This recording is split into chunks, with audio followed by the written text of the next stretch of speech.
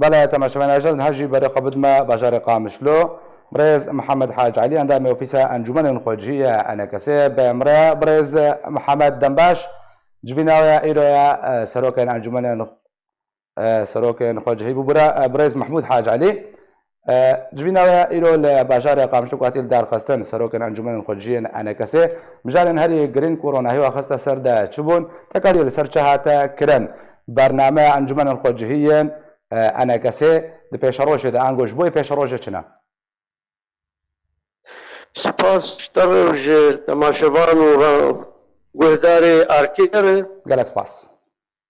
Îro civat me civatekî fermî bû wek em mehane bi encûmenê xuncehî yê ev ser Encûmena Niştimanî Kurdî re em civatê dikin. Ew civat jî em li ser karûbarê Encûmenê Xuncehî rawestiyan û karێk di meha çû dikirine û wê çi kar li pêşiya wan bi di dema bê.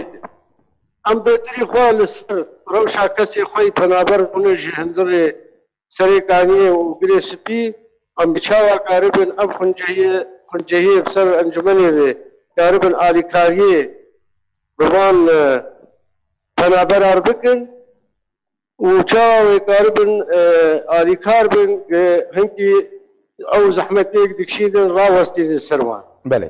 Baş e birêz belê. Keremke. Belê. Ji xêrî wê jî em li ser rewşa siyasî di herêmê de û karê çekdarî dibû ev komê çekdarî nêzîkî bajarê Tiltemer wanin û serê kaniyê de û kiryarê tê kirin ewa xuncehiya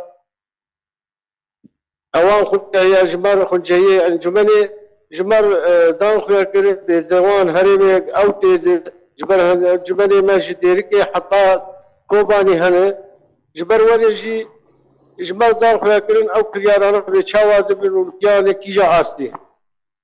Baş e birêz Mahmud derbarê nexşeya pêşerojê ya encûmenên xwecihî planeke destnîşankirî ji bo hatiye destnîşankiran ku hatiye darêştin û di heman demê de astengên li pêşiya encûmenên xwecihiyên enekesê çin li Rojavayê Kurdistanê dema ku çalakiyên xwe encam dide.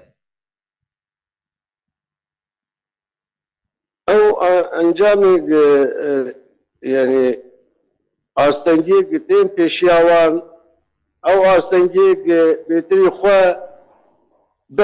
berê demakî ji aliyê peyedê û esayişê bi ser vê hinkî dihatin rawestandin nediştin kar û çalakiyê xwe bi şeklekî yasayî bikin.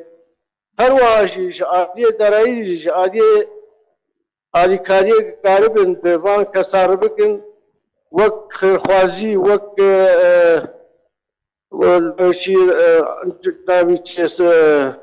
xêrxwazî hebin karibin kar nabikin biqedimînin ji van kesar bêguman ew munezematê ê dewlî êgî derbasî herêmê bibin û bidin destê encûmenên xuncehiya encûmenê xuncehî ji bo karibin rabest bikin ew jî ew wasteya dest wan tide. Gelek spas ji bo birêz Mahmud Hac Alî endamê ofîsa encûmenên xwecihî ya enekesê ku te bi mirabûyî gelek spas.